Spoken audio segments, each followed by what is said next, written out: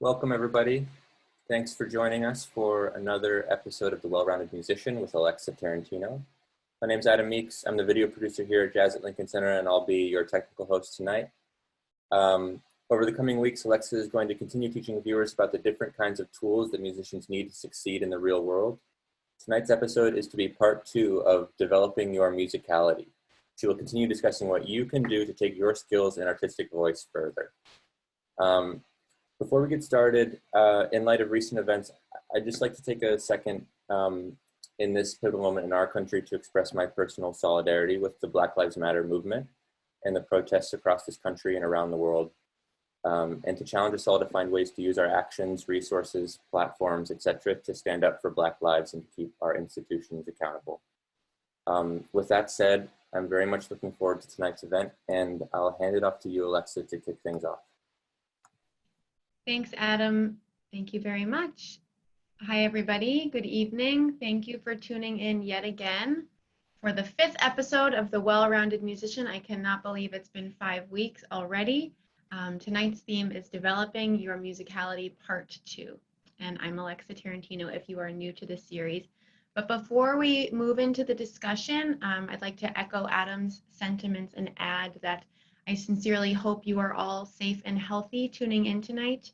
I stand in solidarity with the Black Lives Matter movement, and I stand in gratitude for my Black friends, heroes, mentors, teachers, colleagues who have all inspired me, accepted, and encouraged me to dedicate my life to jazz, which is a form of Black American music. I'm sending love and strength to the family and friends of George Floyd, to all who are grieving during this time, and to all of you. So, like Adam said, I encourage all of us to continue the conversation, give where and when we can, sign the petitions, make the phone calls to put an end to the injustices in our country. I'm privileged to have this platform through Jazz at Lincoln Center, and I believe that we are better and stronger together, and that love always wins. So with that, I would love to continue on the trajectory that we have been on for the past several weeks. Discussing the tools that we all need to prepare ourselves for a career in today's music world. So last week, we talked about developing your musicality and that education does not stop when you get your diploma. We're always learning, and we talked about many different ways to sharpen and cultivate our artistic voices through our sound, many different musical elements such as vibrato, tone colors, our approach to melody, harmony, rhythm, and more. The 3 takeaways, my famous 3 takeaways if you've been with us every week. From last week, the first one was a self-assessment of what makes you you. What unique musical qualities do you want to continue cultivating? Number 2 is another self-assessment of what elements do you feel you need to develop or strengthen to be able to execute your musical thoughts. And 3 was to seek out a mentor and seek out opportunities to be a mentor. And just to redefine, recap my definition of musicality as we move forward here, I see musicality in 2 categories. One is what is within you that you bring to the table in a musical setting. So that's your artistic voice, your presence, your knowledge, what you create, preparing and cultivating this, staying true to your own voice, but also gathering inspiration and knowledge to ultimately prepare you to work successfully in any musical situation with others.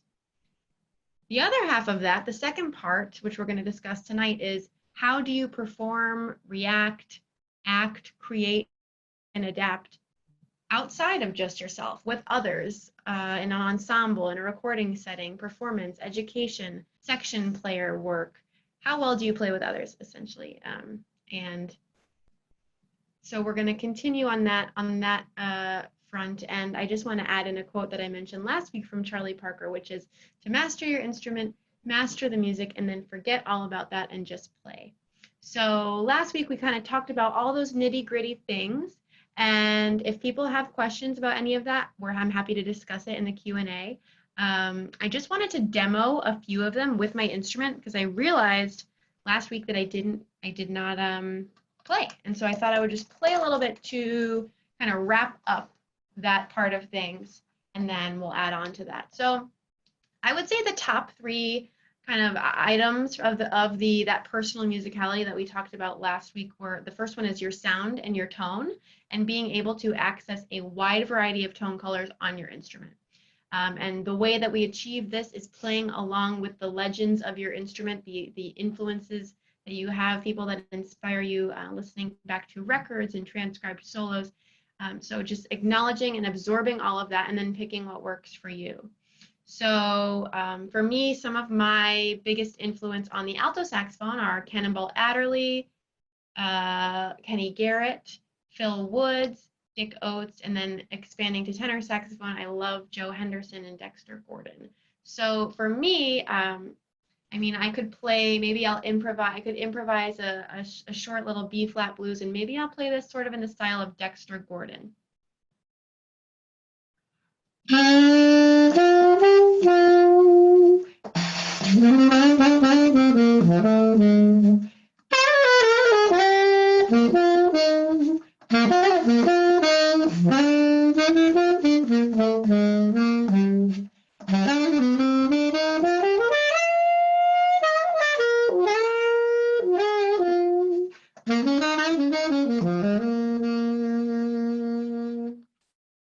that's kind of just sort of what I feel and what I think of when I'm thinking of Dexter Gordon. Very blues oriented, very embellished in terms of scooping and warming the sound with vibrato, and using a lot of motivic development. So now I could think of maybe playing a blues in the style of Kenny Garrett. So for me, I'm thinking of something a little bit more maybe angular with more intervals, a little bit more chromatic material. 1, 2, 3.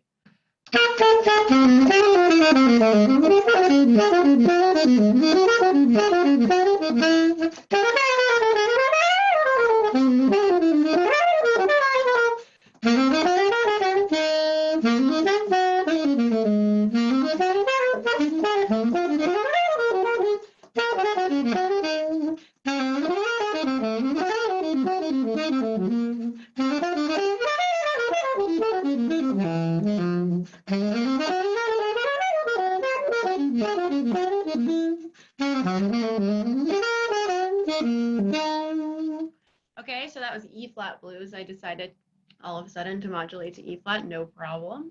And so that's more in the style of Kenny Garrett, perhaps, or something with a little bit more modern sound. And then, so that's sort of like adapting the styles of the players that influence you and being able to access all of that in any moment. Another thing that I mentioned was your phrasing and sounding human when you're playing something. So if we take a ballad like perhaps My Ideal, if I were to play that melody just straight up, sort of right off the sheet music,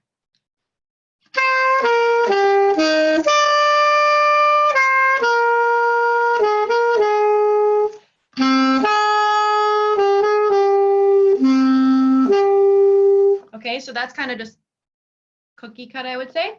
And then here's adding vibrato, scoops, bends, a little bit more of shaping, phrasing, dynamics, and things like that.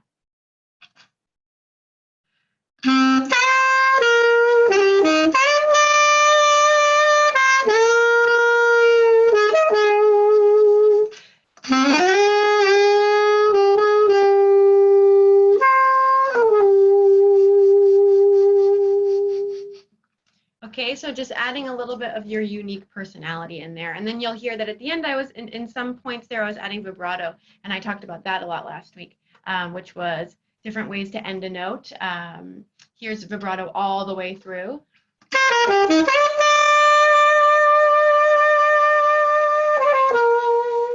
Here's vibrato just towards the end of the note.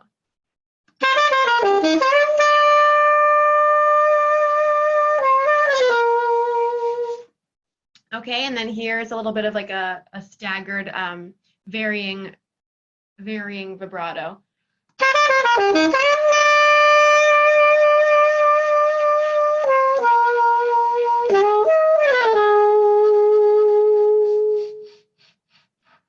So I'm starting maybe a little bit faster and slowing down and stretching it out towards the end. So those are just some demos for you of some of those items that we discussed. And now that my, let's see, All right, my reed was totally dry and now I played a little and now we'll leave it for a bit and that's fine. We'll move on to talking about being adaptable in the situations where you are going to want to express yourself creatively and musically using all of those items that we talked about. So in my opinion, I sort of approached this by listing some of the common environments you might find yourself in as a professional or performing musician. So for one, that's in a small group setting. You might play at a restaurant gig, you might be playing at a jazz festival, you might be playing at a local library, but I'm thinking maybe like trio to septet, let's say, or trio to sextet size.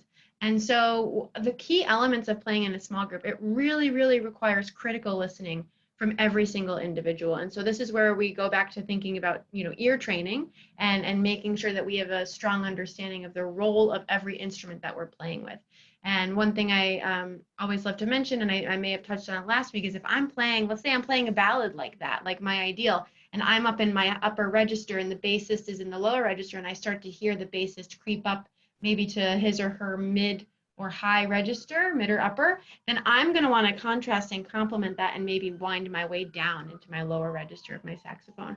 So it's little things like that that really make a difference and make a performance very cohesive, and it makes it feel like the ensemble's really listening to each other, working with one another. And playing in the small group also means that you often have extended opportunity for creative improvisation and more communication because of the opportunity to play longer solos. Often you have a little bit more time split amongst all of the players in a small group. So with that, you do have to remember that your ears are always going to be larger than your fingers. You're always going to be listening to what the band is doing behind you in a solo. I often try, when I'm improvising, I really try to start out with a few ideas and then kind of like let things happen. And I love to just listen to what the drummer is doing and feed off of him or her, or the bassist or the piano player. But for me, I have a thing, I just love the drums. And so it definitely requires being selfless and being able to go with the group if the group is taking the music into an area that's uncharted territory, taking the music into new heights. And that's one of the best parts about jazz, about improvised music, is that you can play Miles Davis's So What every Sunday at a brunch gig, and every Sunday it could be different depending on either who's playing or what mood everybody's in, or just what direction you're going in. So small group provides an extended opportunity to collaborate and communicate, but it also means more responsibility to be prepared on your end of things with your instrument and your musical ideas and your technique, and being able to bring all that to the table and selflessly collaborate with everybody else in the group. And a lot of times compositions in a small group setting might be what we just call lead sheet format, and that's oftentimes with just a melody and chord changes written out, and that leaves a lot of room for interpretation, and that's where things can get really interesting. On the contrary, another ensemble setting that's quite popular for performing musicians is big band. And in that setting, the music is charted out almost 95% of the chart is there. And your improvisation time or solo time is quite limited. And oftentimes in a big band setting, you might just get 4 or 8 bars on like a Basie style, Count Basie style chart to really just come in hot and with the fire for 8 bars and then make your statement and get out of there. So that's another skill that you want to be able to have if you're working in these different environments, is being able to quickly get in and get out on a up-tempo burner. And so big band playing really requires a lot of precision and accuracy. It really requires that team mentality, because now you've got your small group times 3, you got maybe 15 to 20 people there on the stage. And it requires not only that larger team mentality of you plus maybe 15 to 20 people, but you're also in like smaller families throughout the big band. You've got your saxophone section, your trombone section, your trumpet section, and your rhythm section. And so speaking from the saxophone perspective, every saxophone section that I play in, we become a little bit of a family, because everybody just has their roles and responsibilities in the section. And that's one thing that I find I always try to teach my students about, what it takes to be a good section partner, because so often you might find someone who is more of a small group player, and then sitting them in the big band section can be just like a whole other world, and it really does take another set of skills, and vice versa. So I guess the reason that we're going through all of this is because this essentially is one of the larger aspects of being a well-rounded musician, and that's being able to sit down in any musical situation and not only be successful but make music and get the gig again, get called back. So in the saxophone section, sight reading, and across the band, sight reading is such an important thing, but specifically in the saxophone section, woodwind doubling is also a very important element. So getting your skills together on clarinet and flute, and bass clarinet if you're the baritone saxophonist, those are really, really important.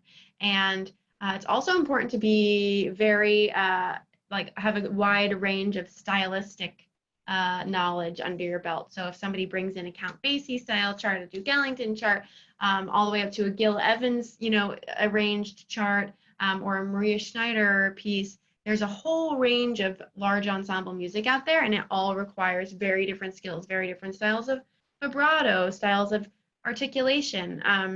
My good friend Sarah Jacobino is a trombonist, and her and I on occasion would sit in front of each other, in front and in back, subbing at the Vanguard with the Vanguard Jazz Orchestra. And I remember when I was going to sub for my first time, I was talking to her, and I was just saying how I love the music of Thad Jones and Brookmeyer and Bob Mintzer, all the different, and Jim McNeely, all the different people that have written for that band.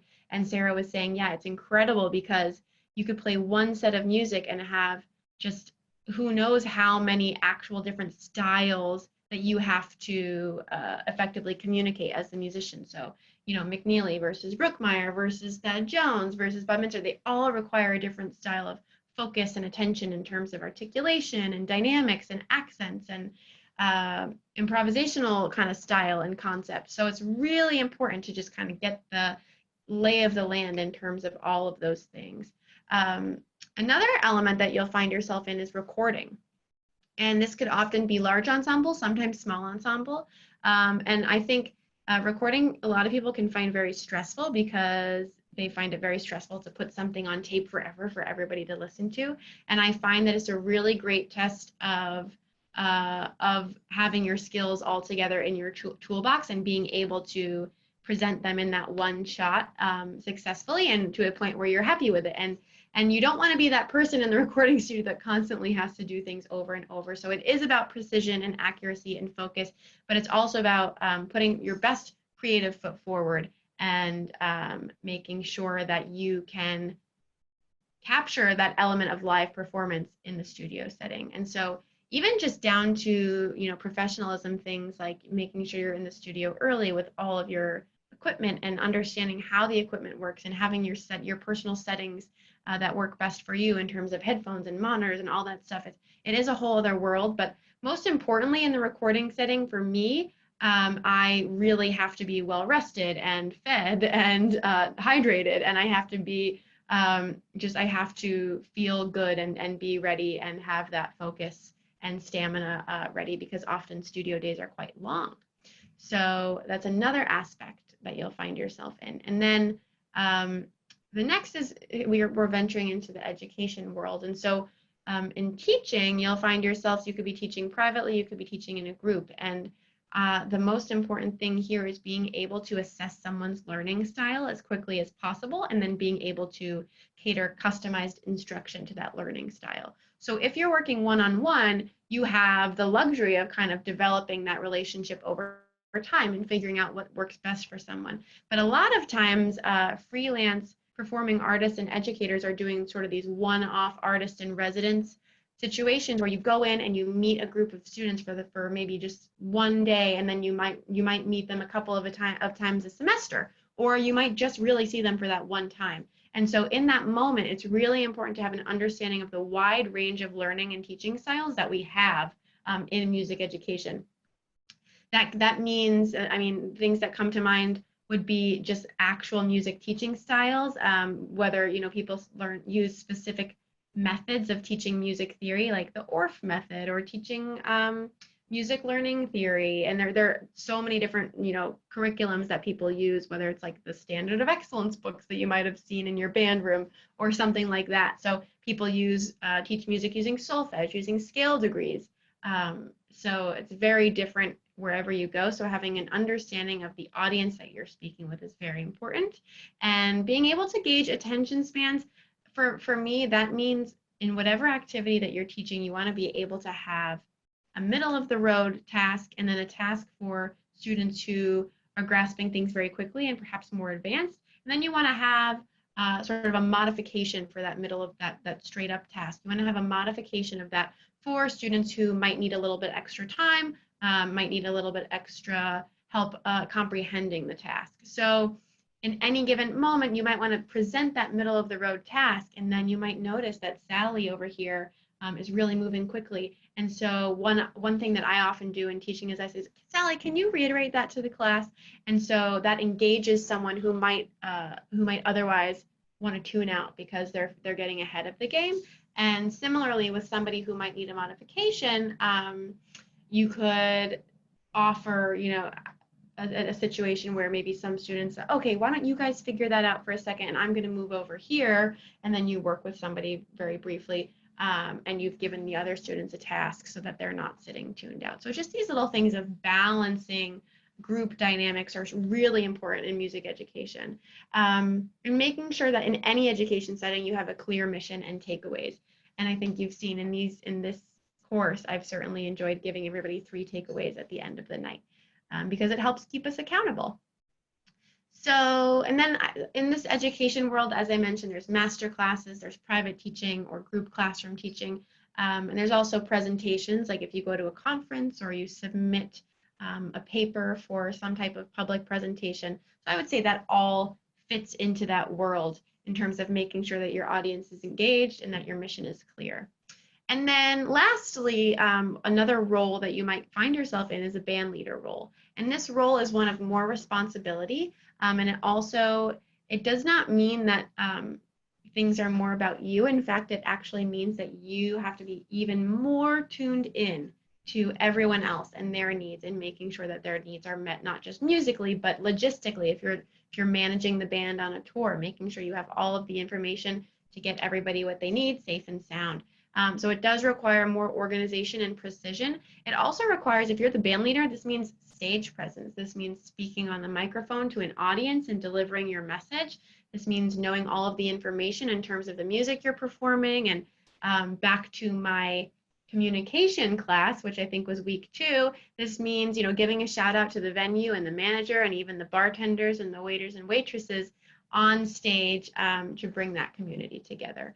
So just some little tips from me for being on the bandstand: eye contact, nonverbal communication, those are super important.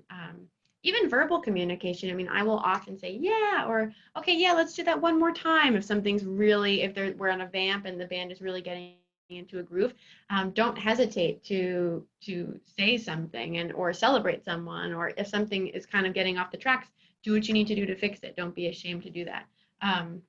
And also making eye contact and communicating with the audience is really important too. So I'll often, if I'm really enjoying somebody's drum solo on stage, I'll often look out in the audience and see what others are feeling. And some people might, I might lock eyes with them and kind of have a quick little moment. And that's really, really fun. It's just fun to see how people are feeling and interpreting the music. So also when you're speaking to the audience, it's important to deliver eye contact and even ask questions, get that audience response happening. So stage presence and speaking voice are very important. And then in terms of gig preparation, all those situations, getting into the recording studio for the first time, sitting down at you're subbing in a big band, walking into a rehearsal to sub in somebody's quintet, having professional attire is always important. Of course, the run-of-the-mill standard professional tips like arriving early and following up afterwards and thanking the band leader and making sure that you make all the marks in somebody's music if you're subbing for them, so that when they come in the next time, they're not left out, they're not missing what's going on, they're up to speed. Making sure you introduce yourself to everybody on the gig and see how you can support other people's live performances and their endeavors. Making sure that you come to the table with knowing the music inside out and prepared with all of the equipment, whether that's your reeds, your stands, your pencils, having your music printed if you need, all of those things contribute to that first impression that you make when you are working with others, when you are a collaborator.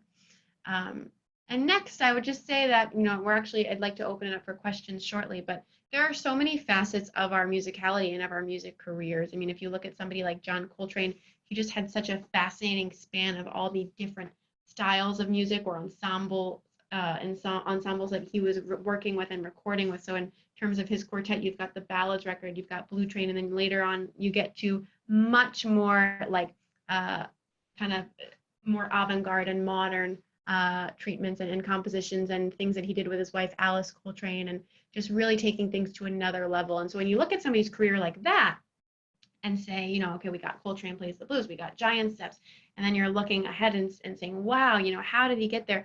And this is looking at somebody's musical trajectory like this, I think is fascinating, because when you look at all those tools that Train has in his toolbox, I mean, it's amazing. And so that can be us too. I mean, I'll often write down things, just say, wow, I would love to play in a band a la such and such a record, or I would love to just write a suite of music just based on this, or I would love to really make a whole record in tribute to so-and-so.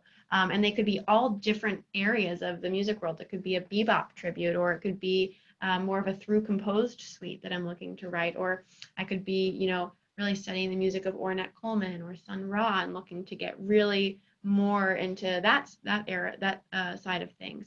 So there are so many options, and I would say don't let, the ensembles maybe that you play with or the opportunities that always present themselves to you, don't let those just limit what you're doing. Always have a list of things that you want to do beyond that. Because there's a difference between, I think, when you look at somebody's career, there's a difference between what you do as a sideman and then or woman, and then what you're doing as a leader, and they don't have to always coincide. You could be the first call bebop section player as a saxophonist, but you could have a real love of classical music, and you could have a symphonic classical work that you're working on, and you're touring with symphonic orchestras across the country, or that could be your goal. So you can have all of these different things happening at the same time, or on your wish list, so to speak.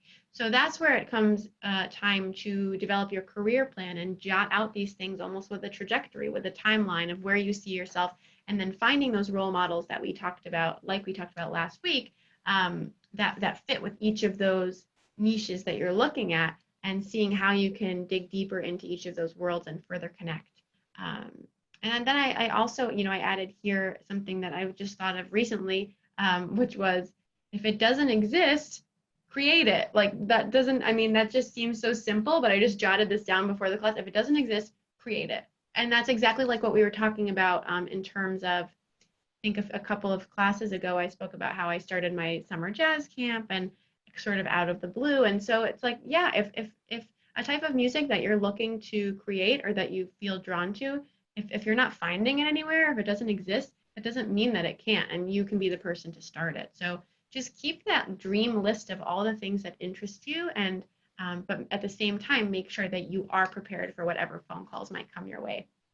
Actually, one of my mentors, Sherry Miracle, who is a drummer and band leader of the Diva Jazz Orchestra, she always reiterates this quote. It is from somebody else, I believe. It might be the founder of Diva, Stanley Kay, who said this, that jazz and music is one of the only fields or businesses where you could get a phone call one day and it could completely change your life. And so, I mean, there are so many musicians that just have amazing life-changing stories of getting that phone call for something that they never thought they'd get called for, and it changing the entire trajectory of their lives, or it being something that they never thought they'd be able to do, but they came to the table prepared.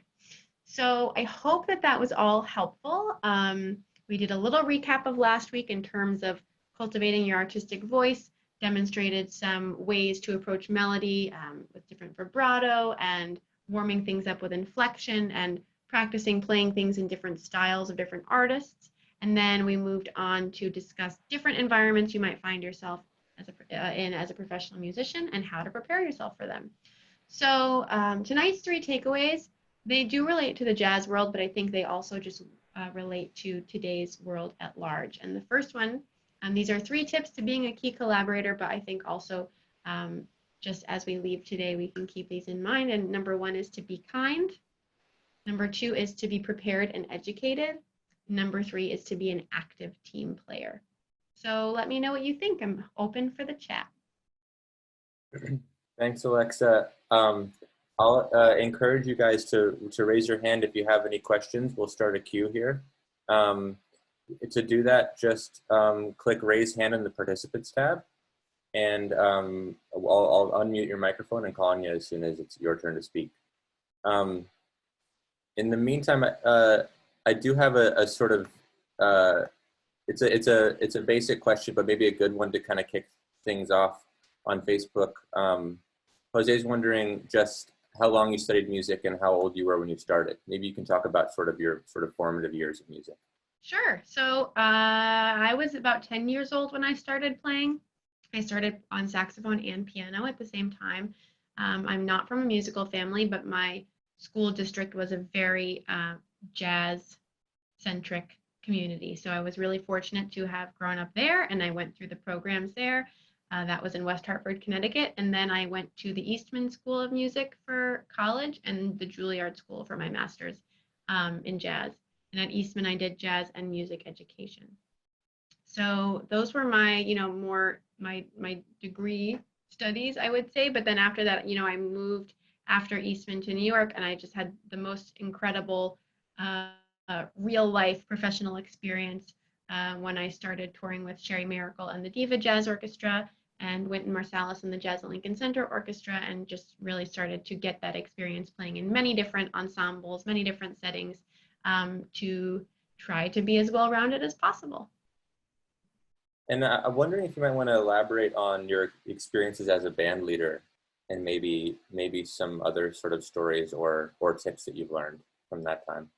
Sure. Well, I can say, I mean, up until now, a lot of what I've done has been touring as a side person, and my band leader experiences have been mostly in the city, like not so much large tours. But I can say it is quite a bit more stressful than being a side person, and it does require, having the music organized, printed, taped, knowing the forms of all the songs that you want to play. Oftentimes it means you're writing the music, composing or arranging the music. And it means, really keeping everybody accountable in terms of rehearsal times and having everything together in terms of, can I bring CDs to the venue? How much percentage does the venue take? And what time do we do the sound check? And so is a vegetarian and needs a vegetarian meal, all that type of stuff. Things that, you might not even think of come up because you are that point person. So it helps to try to get all that together. But sometimes it's not possible until it is your first band leader gig, and that's what puts you, that's like you're diving into that world, and it's fun. At the end of the day, it is really rewarding to perform your own music with your band. And I think my favorite part is just what the band members bring to the music, and realizing like, wow, it's amazing to write out a piece of music and then see what a full band can make of it. It just is beyond your wildest dreams, and it's not anything that you can do on your own. And I think that's the beauty of it is that this is not, just a one man or one woman show. We need community to make this music what it is. Right. That's great. I'm going to go ahead and take a question from Carmen. Carmen Guzman, if you can go ahead and unmute yourself now. Hello, I didn't realize it put my first name on Zoom. That's weird. I'm Izzy. Hi. Hi, Izzy.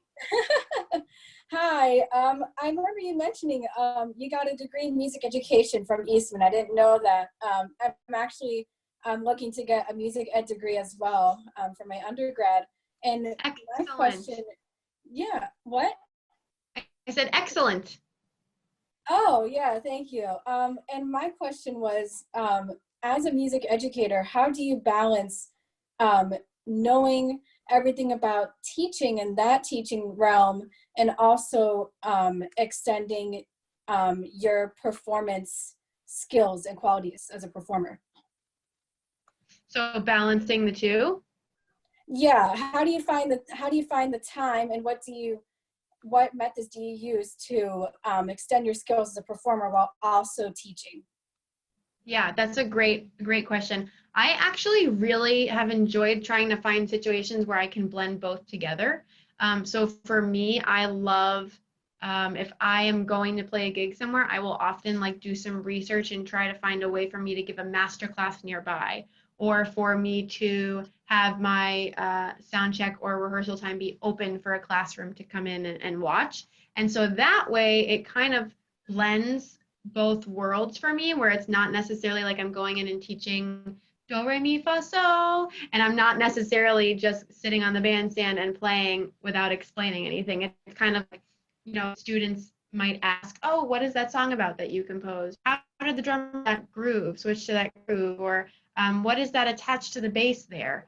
So trying to find educational opportunities in meaning within my performance, I think, is probably the current way that I'm doing that, but I haven't always been able to do that because it's not often that you don't all of a sudden just start getting opportunities where they're like, come do a performance and a masterclass. It's sometimes it can take a little bit of building up to that. So I would just say, in your teaching experience, if you're teaching private lessons, if you're teaching group lessons, if you're able to go into places as a guest educator, if you are really jazz focused, find a way to bring the jazz into those classrooms and lessons. So, I mean, anybody could get down with a 12-bar blues class, like anybody. Everybody loves that, and you can cater it to whatever people need, whatever levels people are at.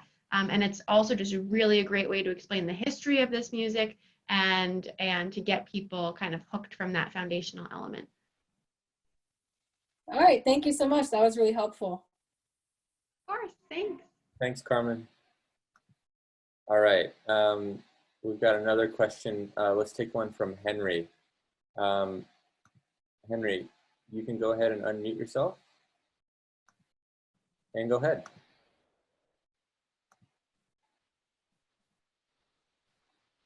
Hi, Henry. You there, Henry? Can you hear me? Oh, there we go. Yeah, there you go. Yes. So I'm an alto saxophonist, and I've just recently tried to get into like woodwind doubling, and it's kind of intimidating. Yeah. So I was curious, like after you'd been playing saxophone a while and you started to get into woodwind doubling, just how did you approach kind of balancing the doubles and also spending time on like alto?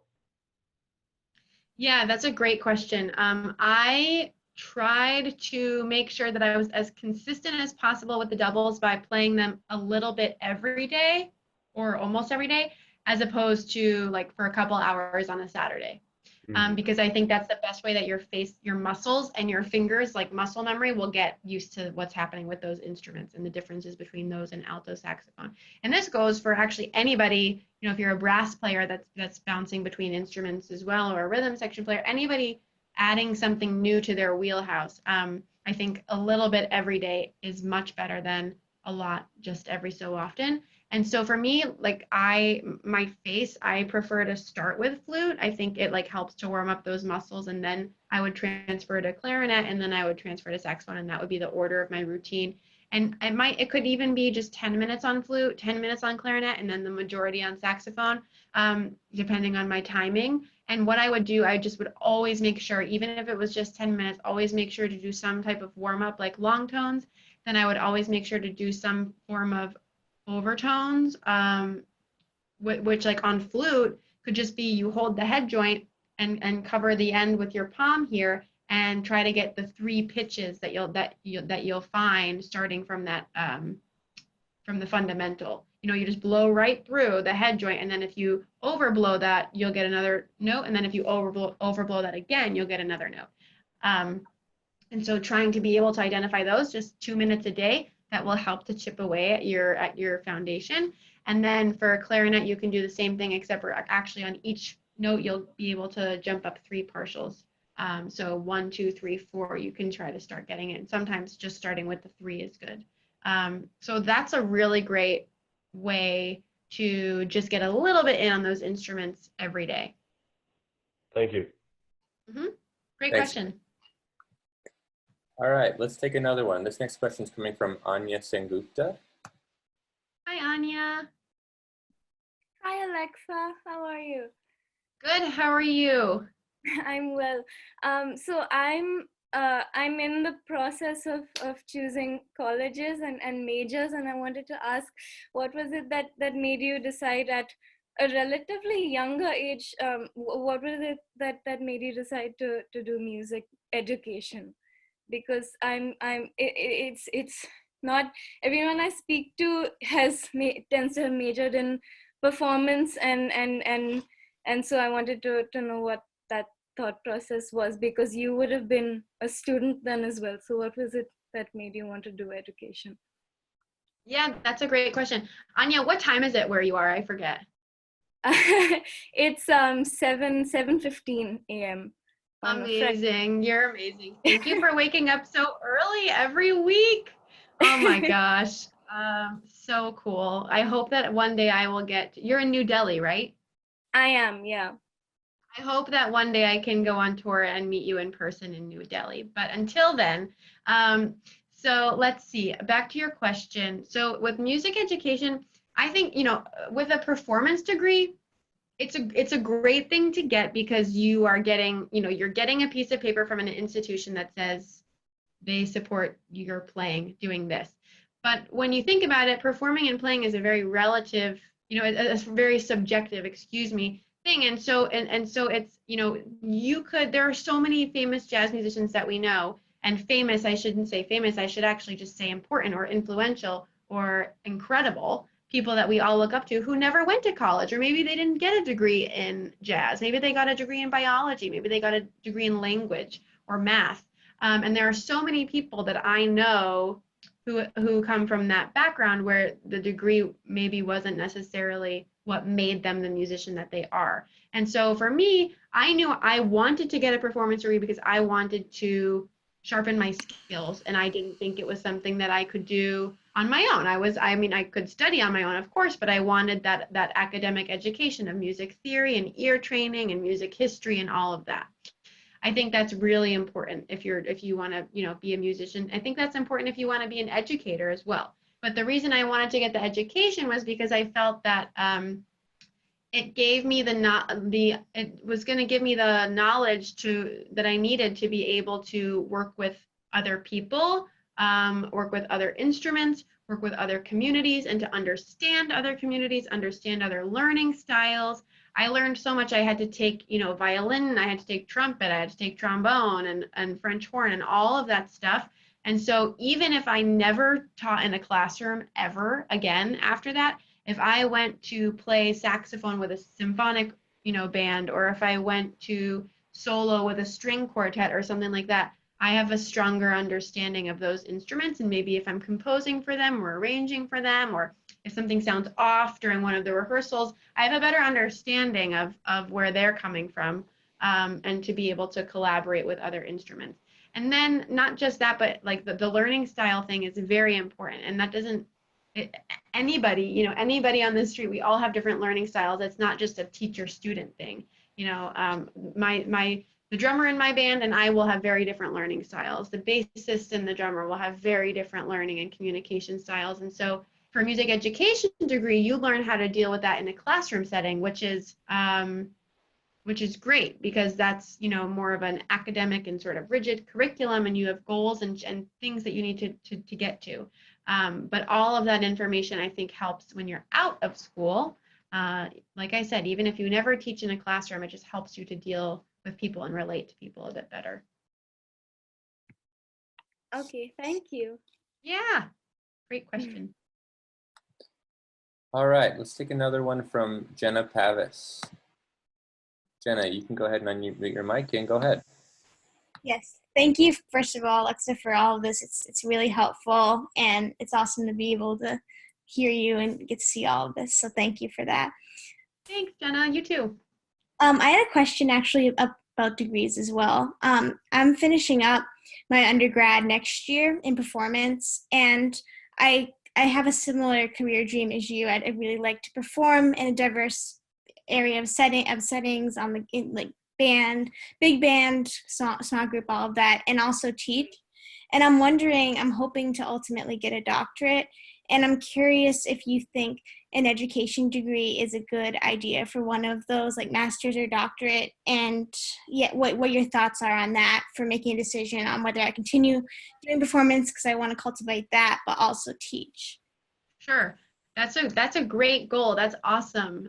Go for it. I love that. And I think it's always a good idea to try different subjects for degrees, because there is some overlap. Like with an education degree, there will be things like I'm not sure at the master's level if this is the same, but when I was in school, to get an education degree, you also had to take like private applied lessons with the teacher. You also had to take music history.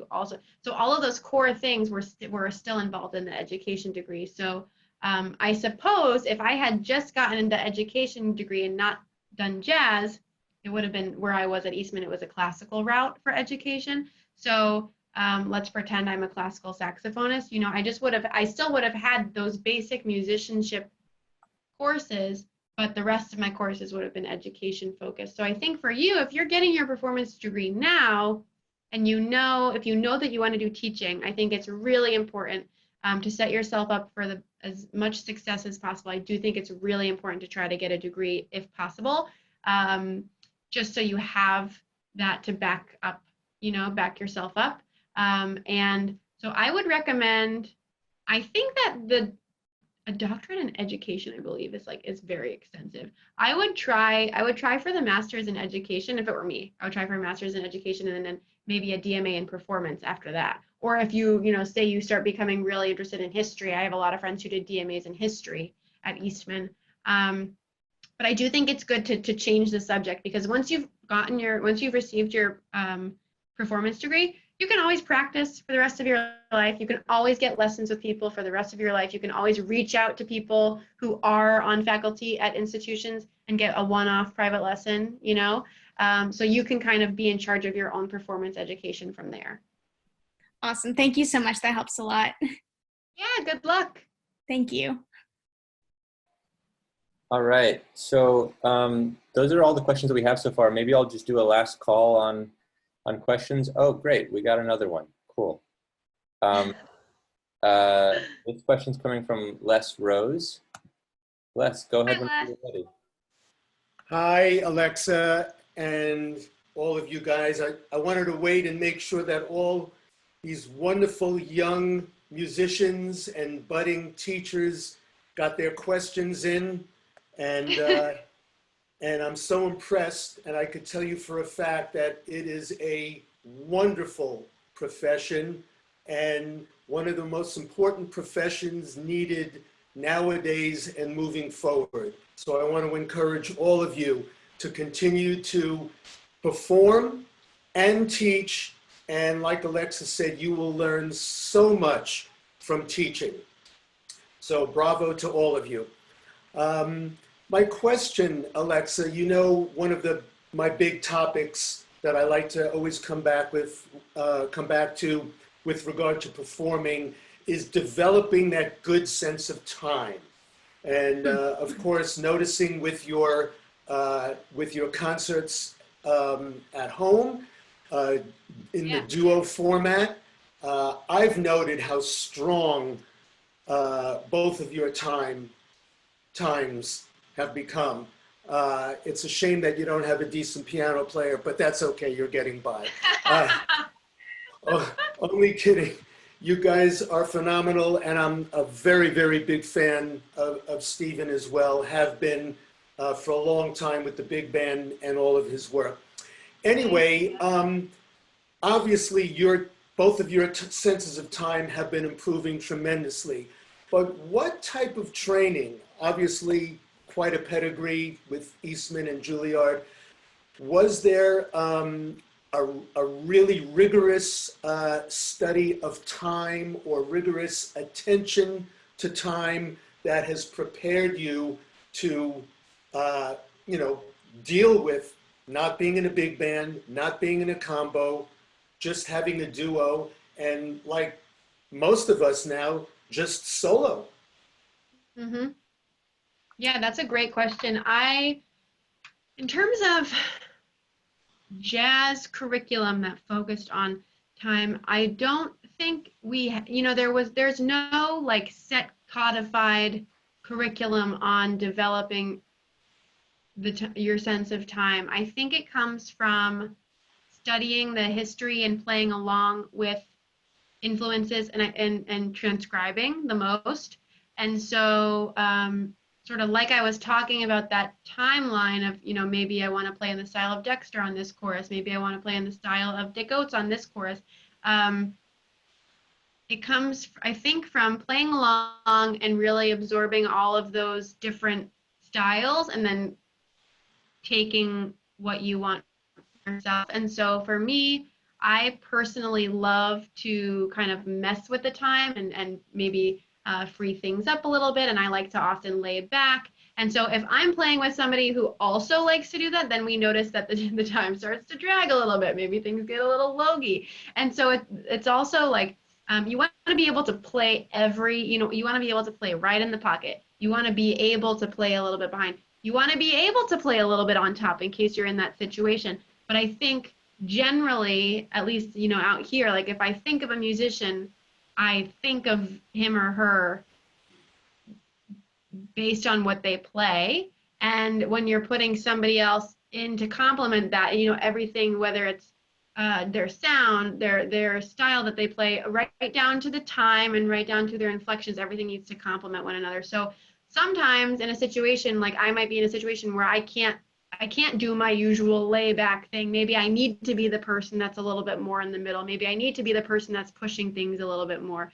So I think just in terms of personal practice, I ask my students, we do exercises on blueses where they're really forced to lay back a lot and just feel what that feels like.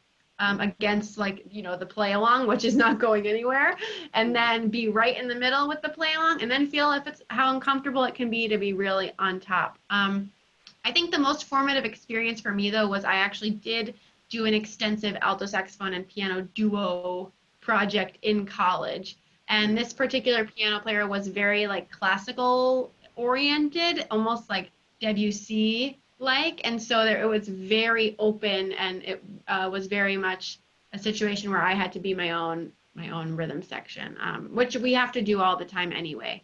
But I think that probably, so I think duo, trio, chordless is also like playing with, just duo with a drummer is a great opportunity to try to take responsibility for that. Fantastic answer. Where does the cross-section of the use of the backing track come into play with the use of the metronome only? I use metronome only for more technical exercises like scales, patterns, and I will put the metronome on different beats or even like really odd partials of the beats if you're working, depending on what types of things you're working on. I do prefer to use like a full-on track where I'm getting the harmony and the rhythm, because I guess I always want to be practicing in context as much as possible. So almost like I'm performing on a tune. I try to relate everything back to a tune as much as I can, just so that when I do get to that stage or to that session, I'm not playing a lot like I've been playing along in a box, kind of just like ding, ding, ding, ding. I want to bridge the gap with that as much as possible. Amazing, and actually how enlightening about another reason to have been playing with records and to play with records all along. It's more than one dimensional getting their sound and style, but yeah, who plays on the beat, who plays off the beat, who plays way off the beat, and then you're prepared for all of those situations. That's really, really opened up a lot of thought for me and more pursuit. Excellent. Nice to see you, Les. Stay safe and healthy. Thank you so much. Thank you.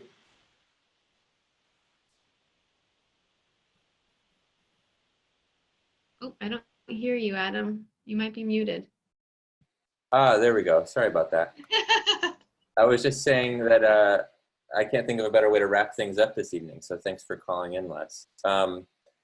I'd just like to say thanks to you all for joining us and being a part of this community each week. And I hope you'll keep joining us on Thursday nights at 9 p.m. for further episodes. Next week is our annual Essentially Ellington High School Jazz Band Festival. So there unfortunately won't be an episode next week, but we'll pick back up the following Thursday. That's June 18th. So we hope to see you back here then. Thanks again, sending love, wishes of health and positivity to you all. And I'll hand it back to you, Alexa, for any closing words. Thank you all so much. It's especially amazing just to see so many familiar faces, the well-rounded musician VIPs we got coming in here every week, and it's awesome. I just love to see you and hear your questions, and I really hope I can meet you all in person one day. But until then, thanks for tuning in. Stay safe and healthy. And tonight's 3 takeaways for jazz, but also just in today's world on being a good collaborator are to be kind, be prepared and educated, and be an active team player. So go out there and make it happen, and I will see you on June 18th. Thanks, guys. Take care.